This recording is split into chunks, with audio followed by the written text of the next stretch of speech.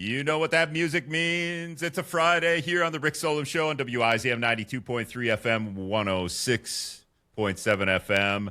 UW La Crosse political science professor Dr. Anthony Chergosky in the studio with me. Happy Friday, Rick. As he is most Fridays, but we're making a call from not quite across the state. We're going to the middle of the state, the middle of the state, and it's been a little bit of a wild 24 hours. And probably you could say maybe a more wild 3 weeks in Wisconsin politics. So tonight we pass the burden of trying to make sense of this all, where voters actually stand amidst the noise and then we have the premier pollster in the state on with us, Marquette Law School Poll and professor of law and public policy, Dr. Charles Franklin. Thank you. We're putting all the burden on you, Charles. Thanks for joining us. Oh, thanks a lot, Rick. I really appreciate that.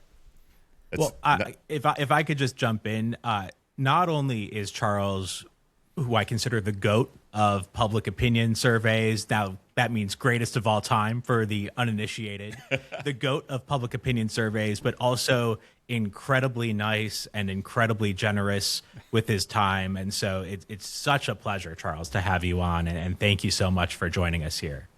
Well, thank you very much. I do appreciate that. First things first, Charles, did you throw anything at your TV, your computer screen yesterday? Mandela Barnes drops out right after you try to do a snap. The day after the latest Marquette poll. I was getting on the exit off the interstate when the text message came in, and I almost ran it in the ditch. So I guess maybe Chergosky or maybe Dr. Franklin can break down. So we had a Marquette poll, then the Sarah Rodriguez stuff happened, and then we had can you kind of explain? One of you two want to kind of explain what happened? Yeah, so Sarah Rodriguez drops out, and then David Crowley gets back in, and then Mandela Barnes drops out, and here we are. Yeah, but while Franklin's doing all the work behind the scenes, right? Like Charles, did you put out a poll, and then Sarah Rodriguez stuff happened? Is that how that worked? Damn right we did. Are you the cause of all this chaos? It's more annoying to me. If these guys would just coordinate with me, it would make my life a lot easier. We started a poll on July 8th, and at 1 o'clock that day, Crowley drops out of the race. So we hurriedly took him out of that poll because he's not a candidate anymore, right? So we finished the poll the following Wednesday. And on Friday, Sarah Rodriguez drops out. And on Saturday, Crowley gets back in. So then we put a new poll in the field the following Wednesday, this time with Crowley in. And we got through the whole poll without anybody dropping out, only to have Mandela Barnes drop out the day after that poll finished. And Charles, can you tell us the importance, I guess, of asking people what their second choice is in the in this wild and wacky primary? I know that you've been asking people what their second choice is, and you also push the leaners, and it's kind of some inside baseball terminology there, but could you tell us about how you pushed the leaners and kind of your approach in asking people what their second choice was? Sure. So the first question is just straightforward. Who will you vote for in the primary? So that's the first choice question. Then if they pick a candidate, we follow up and say, and who would be your second choice? Now we did that in both of these polls. Turned out to be really handy when people dropped out, because we were able in the first poll to look at Sarah Rodriguez's supporters and who they said was their second choice. Then the same thing has now happened with Mandela Barnes' second choice voters. Who did they go to? And, what we find from that is that for Barnes, 30% of his supporters say Francesca Hong is their second choice. So that boosts her when you redistribute these second choices. But the other interesting thing is fully 41% of Barnes' supporters said they don't have a second choice. Haven't thought about it, haven't picked one. And so the result of that is when you... Oh, and I should just mention, 16% of Barnes peoples went to Crowley, and then single digits for the other two candidates. what that amounts to when you redistribute those is that it boosts Hong from 38% to 43% with those second choices. But it also boosts the undecideds from 34% up to 41%. So we actually got more undecided with fewer candidates. Dr. Charles Franklin is the architect of the Marquette Law School poll. This is the thing. Wisconsin, kind of explain this, Chergosky. Wisconsin is the testing grounds, the purple state, maybe of all the purple states. I know there's a couple other ones, but with all of this going on with the Francesca, can you kind of wrap our heads around, maybe one of you guys want to wrap our heads around what's... Well, and that's why it's so important to have the Marquette Law Poll, to have high quality public opinion data, because Wisconsin does tend to be the center of the political universe, whether it's a presidential election where Wisconsin could be a decisive swing state, but also as we look ahead to a potential Francesca Hong general election campaign, there's going to be national attention on Wisconsin as this proving ground or testing ground for democratic socialism and its electoral viability in a purple state, rather than, say, like Manhattan or a deep blue city or a deep blue congressional district. So it's why we are so incredibly fortunate to have Dr. Franklin and the Marquette poll, because Wisconsin gets such disproportionate attention. And it's so pivotal to have excellent public opinion data. All right, so Dr. Franklin's going to hang out this hour. Just real quick before we go to break, Charles, how many people do you have working right now, and how much? What is it? Do you pay overtime, or are you paying a lot of overtime? We have 2 people, one of whom has been on paternity leave for the last 3 months. Oh, man. So that other person's getting a lot of overtime. All right. You're listening to the Rick Solem Show here on WIZM 92.3 FM, 106.7 FM. We got to take a quick break. We're going to be back with Dr. Charles Franklin and Dr. Anthony Chergosky in a bit. Welcome back to the Rick Solem Show here on WIZM 92.3 FM, 106.7 FM. If you're listening to that music, that's Megadeth playing across the road at the Lacrosse Center. Yes. They were supposed to play at the Oktoberfest grounds, but predictably figured out it was going to rain and it wasn't going to be a great concert outside, so they did. They went inside for the concert. All right, so we'll kill that music here. Dr. Charles Franklin, the architect of the Marquette Law School poll, on with us this hour, along with UW La Crosse political science professor Dr. Anthony Chergosky. So first things first, Franklin. When we left before the break, I asked how many people you have working on the polls, and you said one is on paternity leave, and it's one other plus you. And in my head, and I think maybe the audience's head, they all thought, oh, you have one person that's making all these phone calls to figure out who is leading in the Wisconsin governor's race. But over the break, I figured out that wasn't correct. But maybe explain that a little bit. Sure. There are 2 of us at Marquette, John Johnson, my colleague, and me, and that's it. Then, to actually carry out the poll, we hire a company out of Pennsylvania, a large market research firm, SSRS. And the 3-person team there coordinates all of their folks to draw the sample, send out the interviews. Most of the interviews are done online now rather than telephone, but we do still do a few phone calls. And they send the data back to me, and then John and I manage the data and write up the results.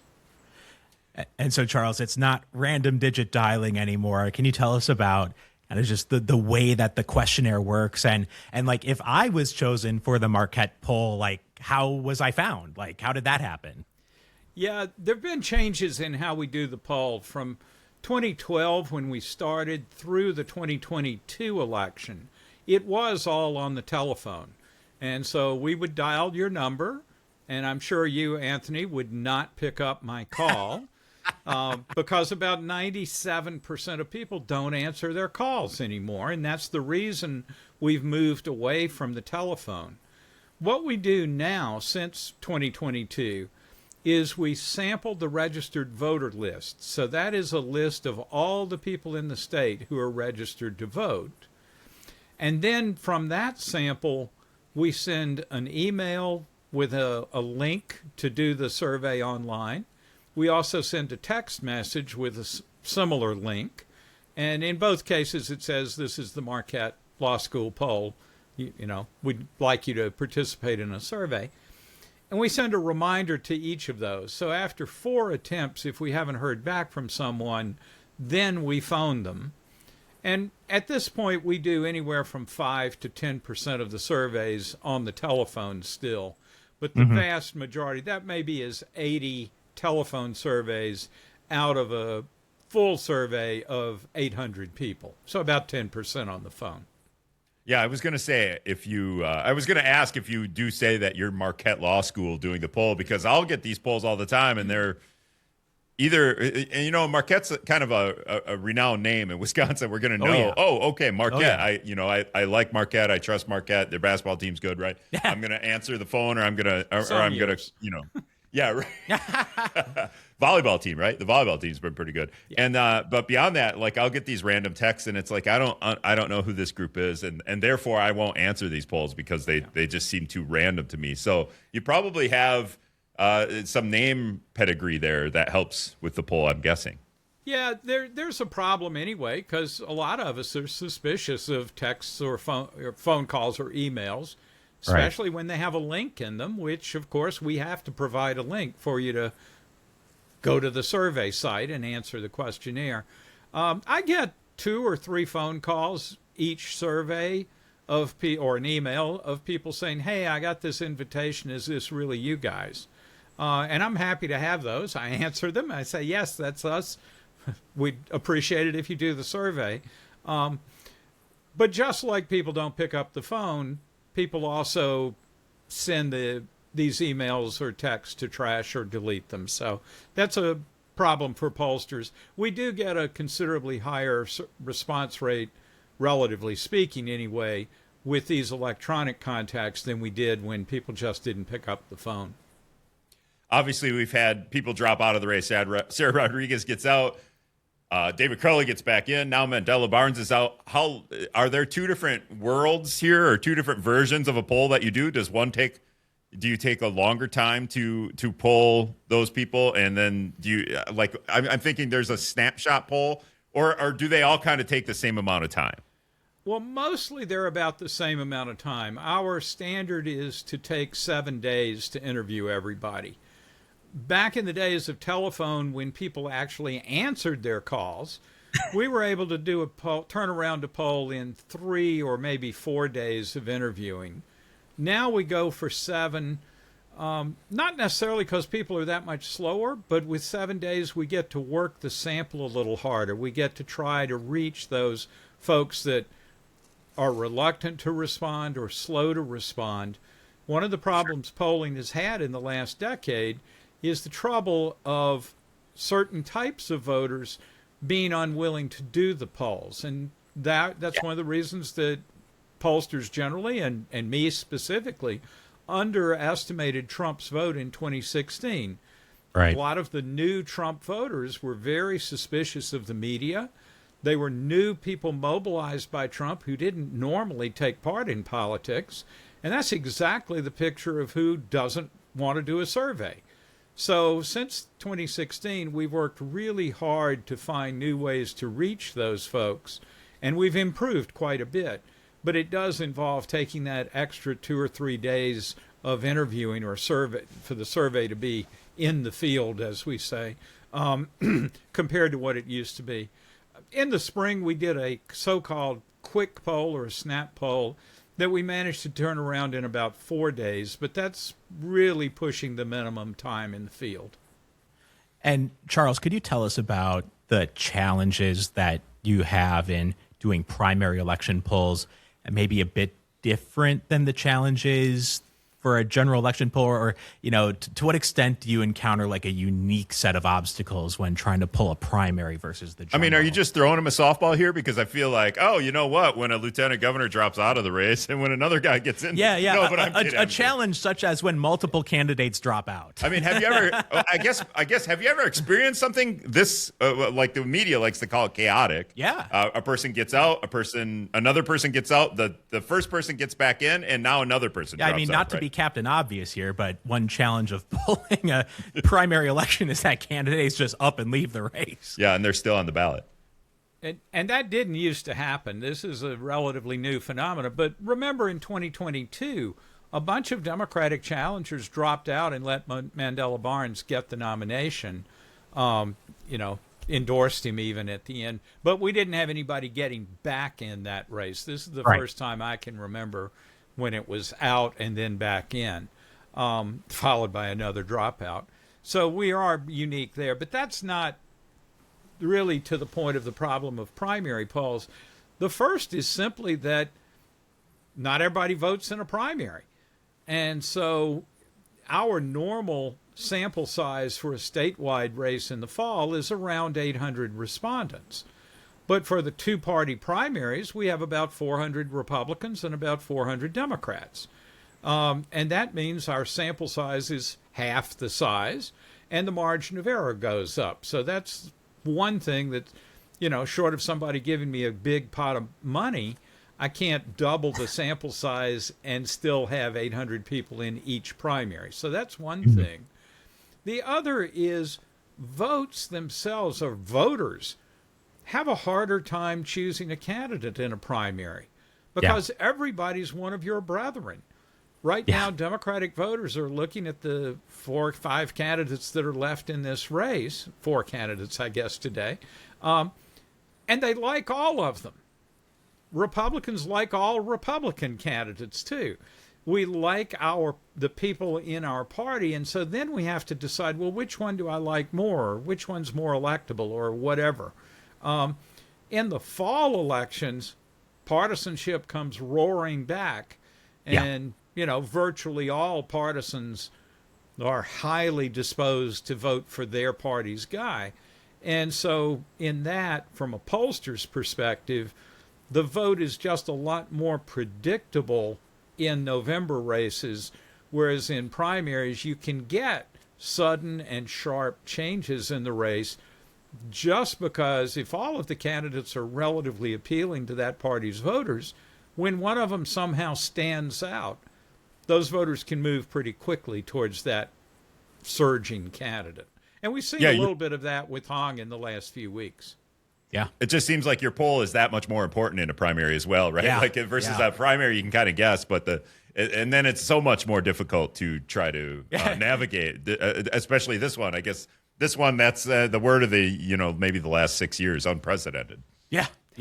Dr. Charles Franklin is the Marquette Law School Poll architect, on with us along with UW La Crosse political science professor Dr. Anthony Chergosky. But we got to take a break. You're listening to the Rick Solem Show here on WIZM 92.3 FM, 106.7 FM. We'll be back. Welcome back to the Rick Solem Show here on WIZM 92.3 FM, 106.7 FM. UW La Crosse political science professor Dr. Anthony Chergosky in the studio with me, as he always is on a Friday. And special guest today, Dr. Charles Franklin, the architect of the Marquette Law School Poll, a guy who is probably blood has been boiling for the last 2 days. He had Charles, did you put out what I think is called a snap poll just because of the Crowley Sarah Rodriguez situation in the Wisconsin's governor's race? So you guys quickly got to work and then put out another poll, and then Mandela Barnes drops out. You said you almost careened your car off the side of the road, right?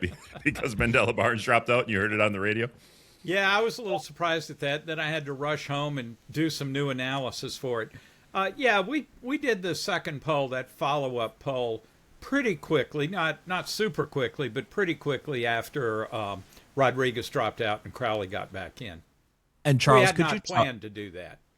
Could you tell us what your data shows about like the trajectory of the Barnes campaign? I mean, I think people now are trying to construct a narrative of like what went so wrong for him.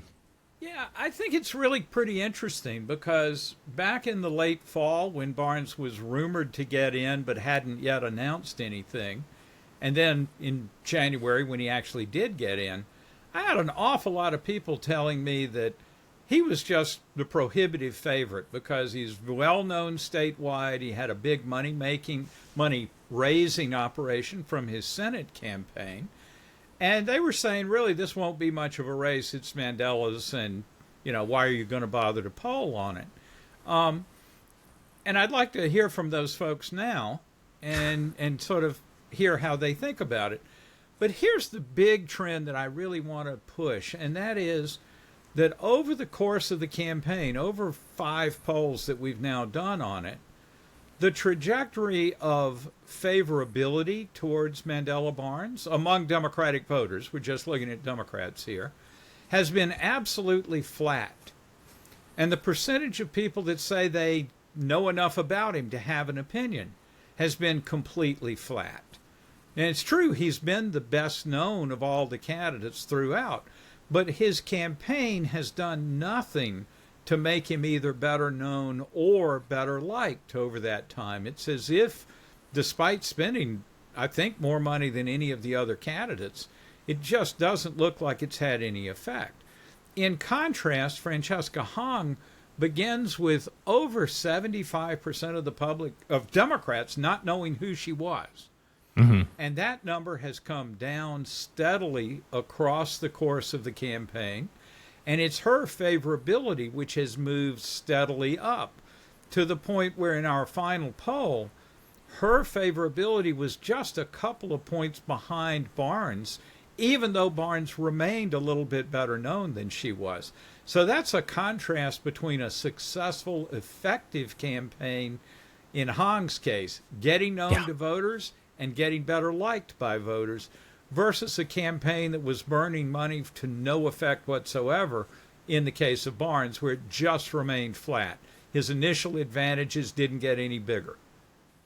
This is a product of a primary, too, right? And Hong labeling herself a Democratic Socialist, a trigger word that Republicans have been using since the 80s? I don't know. Labeling yourself a socialist, going from an unknown, a state assembly rep from Madison that, you know, like, how many are there? And now, like, most of the state knows who she is, but this is the bad news, good news.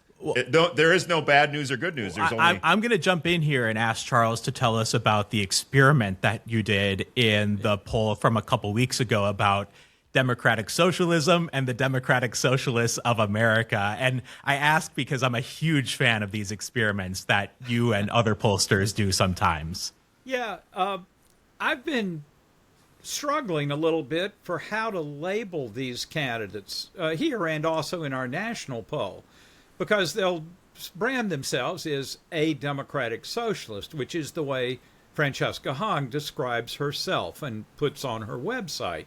But there's also this organization called the Democratic Socialists of America, which is a formal organization. But casually, you hear the abbreviation for that, DSA, used to describe these candidates as well. Oh, they're a DSA candidate. Well, they may or may not be that closely tied to the organization, but they use the term Democratic Socialist. So the way we addressed that in this last poll was we divide the sample into 2 random halves. So a random half get asked, how favorable are you to Democratic Socialists of America, the organization? And then the other half gets just Democratic Socialists, plural. And what we found was that a lot of people aren't familiar with the Democratic Socialists of America. And so they say, I haven't heard enough about them. Whereas when we say Democratic Socialists, it's still a lot of undecideds, but it's much fewer say they haven't heard enough to have an opinion about that term. Interestingly, in both cases, only 25% say they have a favorable view, whether it's of DSA or of Democratic Socialists. All of the movement is between the don't know category and the unfavorable category. So there's actually more unfavorable to just the term Democratic Socialists than DSA, but a lot of that is just because of the don't knows, those who haven't heard enough. Right. Bottom line, to take it away and look into the fall, is if only 25% are favorably disposed to the socialist label, however you word it, that means that when you get out of primaries here or elsewhere in the country, those socialist candidates are going to have a job to do to convince voters that it's not a term to feel bad about, but to make the case for their issues and what those issues are, and allay the fears about the term socialist. We're speaking with Dr. Charles Franklin, the architect of the Marquette Law School Poll, and UW La Crosse political science professor, Dr. Anthony Chergosky. Chergosky, you're going to have to remember this for me because I can't find it in my notes. But you wanted to ask him about it was almost like an essay or a write-in answer if you're polling someone. Oh. And was it to define, could you define democratic socialism or something? Was it something else? Yeah, Charles. I guess the question that I have is when people hear that term, what do they even think? And I think what you're getting at is that's going to be a major aspect of this campaign because there's so many people who don't know how they feel either way, not to mention the fact that boosting that favorability number is going to be something that could contribute to the success or lack thereof for a potential general election campaign for Francesca Hong. So I think what your polling data speaks to is the upcoming battle should she win the nomination over that term. And I also got to bring into the mix some vulnerabilities for Tom Tiffany that your poll reveals, like Donald Trump's approval rating, the favorability of the MAGA movement, tariffs. And so I'm wondering if you could speak to that, how the data also reveals some warning signs for Tom Tiffany, just as that Democratic Socialist data point reveals some real uphill battles, potential challenges for Francesca Hong. Oh, I think you're right on this, that the terminology will be a battle point through the fall. Anthony, you know this as I do. Call on a student in class and have them define socialism, and you will get deer in the headlights more times than not. Or communist, or for that matter, fascist. These are terms that are used a lot in political debate or discourse, if you want to call it that, but they're used very, very loosely. Republicans generally and Donald Trump have been using the socialist label to brand liberal Democrats who are in no way linked to the Democratic Socialists of America, and indeed to call them communists in some cases. I think there's a little irony there in the sense that pushing these scary words too much makes them lose all meaning. There is, a real difference between the old-fashioned ideology of communism versus socialism versus capitalism. But when the terms are just used as scary terms and they're not tied to details of policy or the things that a candidate would do, I think there is some risk that they lose some of their effectiveness. You used to be you'd just call somebody a liberal if you wanted to disparage them, or a far right winger. Now we have to escalate these terms and call them a socialist or a communist or a fascist. We got a new term now. At the right. We got a new term. We got a new term now. MAGA. We just call MAGA. I mean, a lot of people are saying, even I think one of the candidates I just had on was this is MAGA Tom Tiffany. Yeah. What does MAGA mean? Indeed. And, so part of the struggle through the fall will be both sides throwing these terms at each other. Absolutely.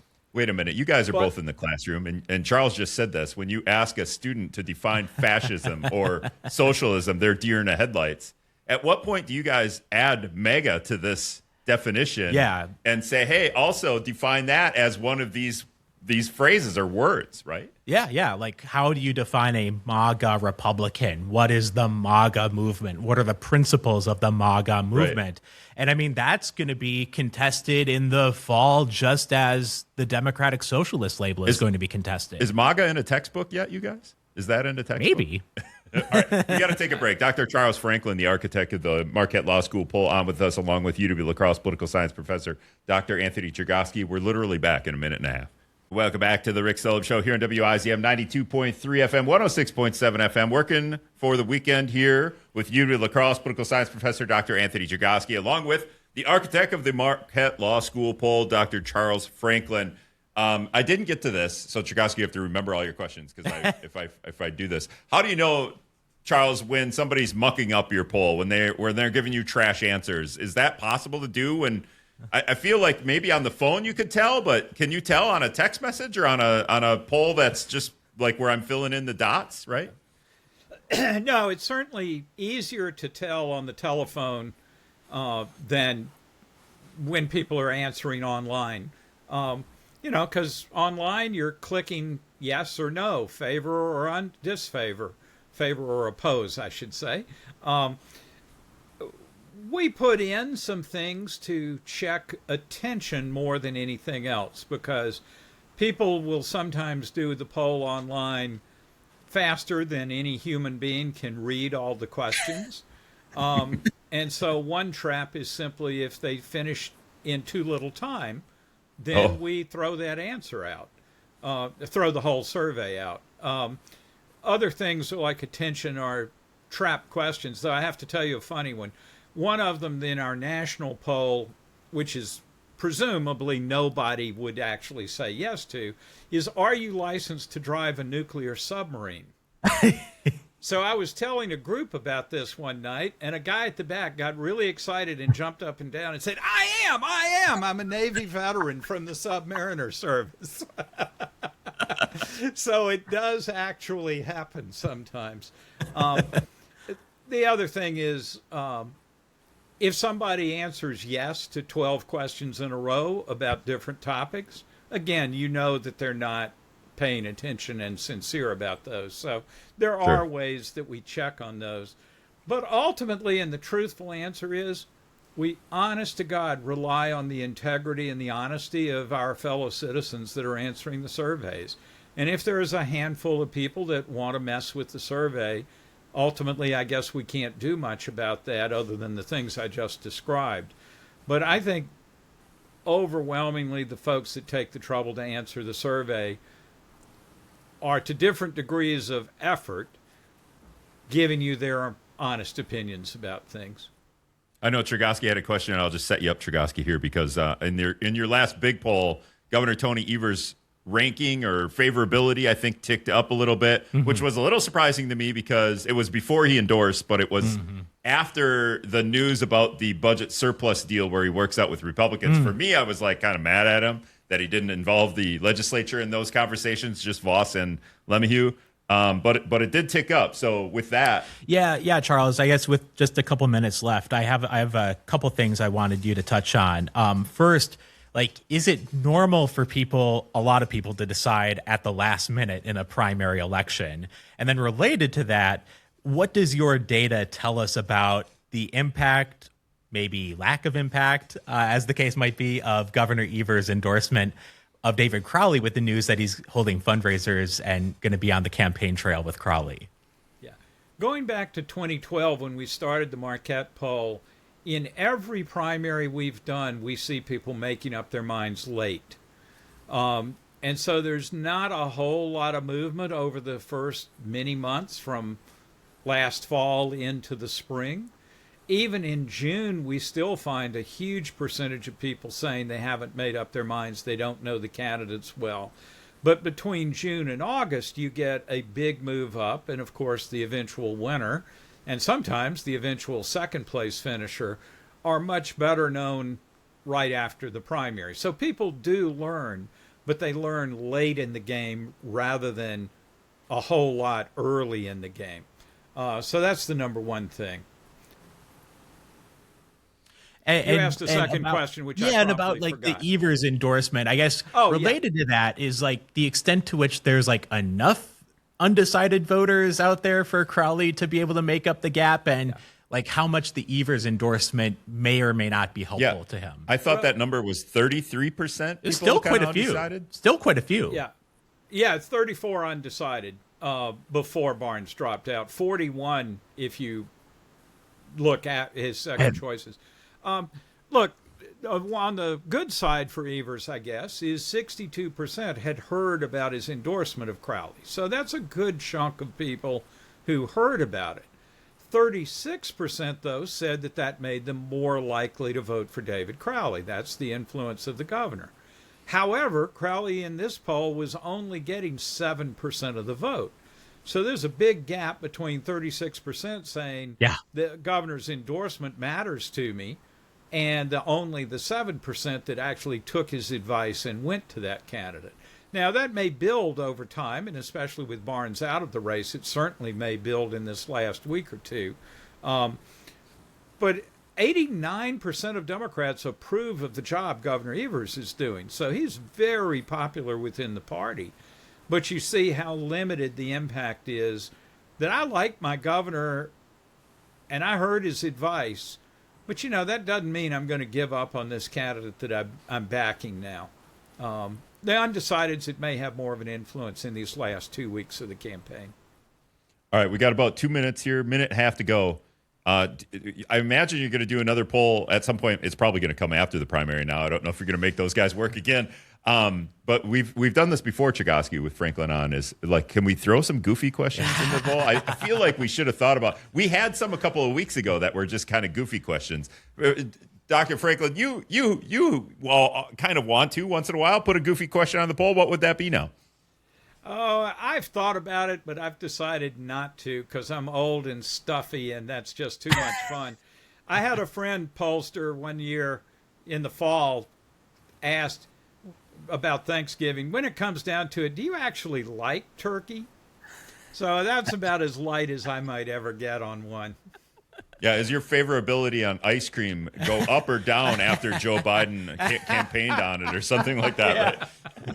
Right? All right, that's Dr. Charles Franklin, the architect of the Marquette Law School Poll and UW La Crosse political science professor, Dr. Anthony Chergosky. I really appreciate you taking the time out, Dr. Franklin. And Thank you, Chergosky. Charles. Yeah, thanks so much. Always glad to do it. Thanks for having me.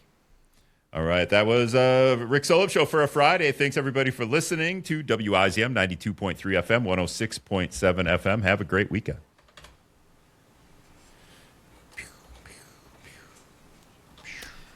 Okay, now we should be good. Bye, Charles. Okay. Thank you again. Thanks much. Have a good weekend. Thank you. All right, thanks, Charles. See ya. Bye-bye.